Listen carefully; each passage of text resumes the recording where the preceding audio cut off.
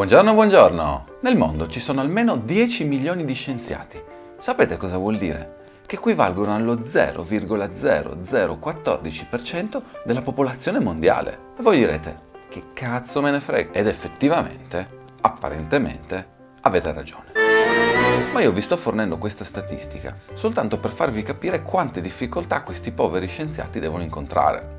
Si sentiranno soli, bisognosi di affetto. Ma una cosa è certa, sanno sempre come affrontare i problemi, perché hanno a disposizione un'arma formidabile. Ebbene sì, sto parlando del metodo scientifico.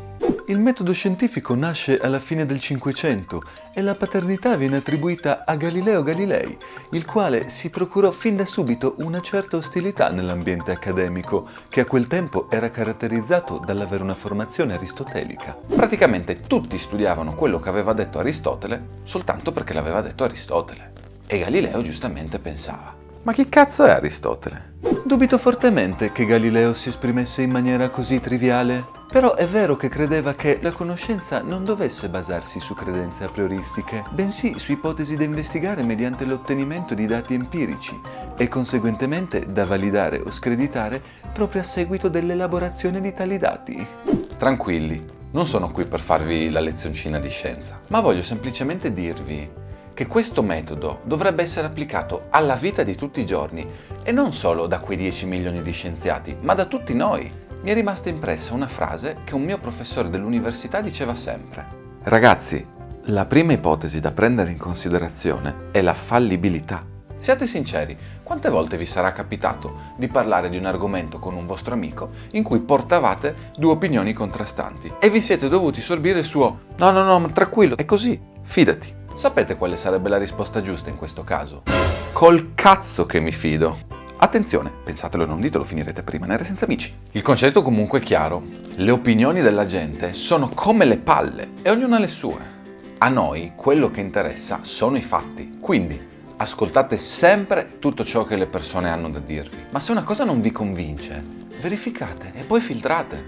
Perché un concetto errato che si innesta nel nostro cervello diventa veramente difficile da sradicare. Vi faccio un esempio. Quando ero piccolo, mio padre continuava a ripetermi di non usare il phon con il rubinetto dell'acqua aperto. La mia testa, da bambino ingenuo quale ero, ha preso quell'informazione, l'ha categorizzata come verità, l'ha immagazzinata in qualche angolo remoto del cervello a prova di furto, incendio e qualsiasi altra calamità psiconaturale. Che? Praticamente pensavo che nell'esatto momento in cui avrei aperto il rubinetto, avrei preso la scossa e sarei morto carbonizzato. Che stupido, eh? Nonostante nel frattempo fossi cresciuto e quindi avessi anche acquisito le conoscenze che mi servivano per capire che non si muore solo per aver aperto un rubinetto mentre un elettrodomestico è in funzione.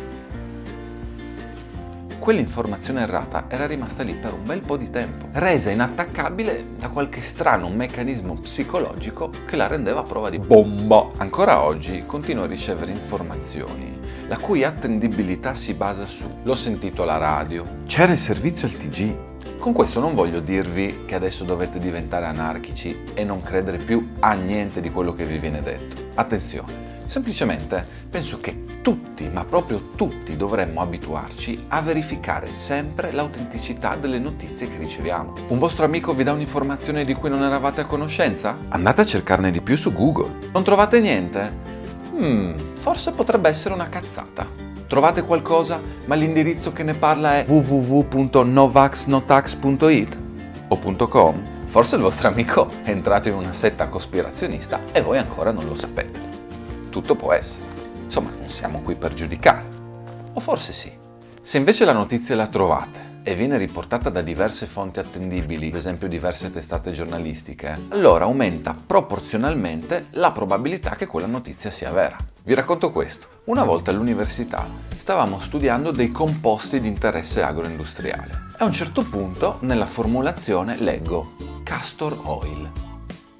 Ma che cazzo è il castor oil?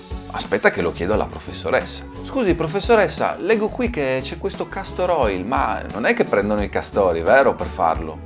Lei ci guarda e fa. Praticamente utilizzano un determinato tipo di grasso del castoro per andare a inserirlo nella formulazione che fa sì che garantisca più stabilità al prodotto. E tutti noi, wow, cazzo, l'olio del castoro, che figata. A me un po' puzzava, vi dico la verità, perché strizzare un castoro per farci un prodotto, io questo non l'avevo mai sentita. Appena tornato a casa sono andato a cercare su internet castor oil, olio di ricino. Ma sei serio? Dobbiamo dunque assolutamente riappropriarci della capacità di discernere tra il vero ed il falso.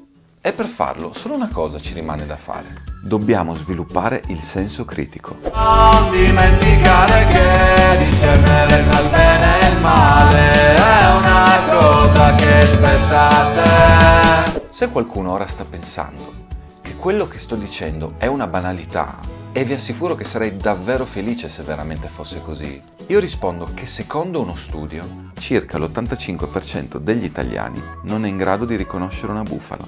E lo sapete perché si chiamano bufale? Perché in fondo, l'ignoranza è come la mozzarella, pressoché impeccabile nell'aspetto.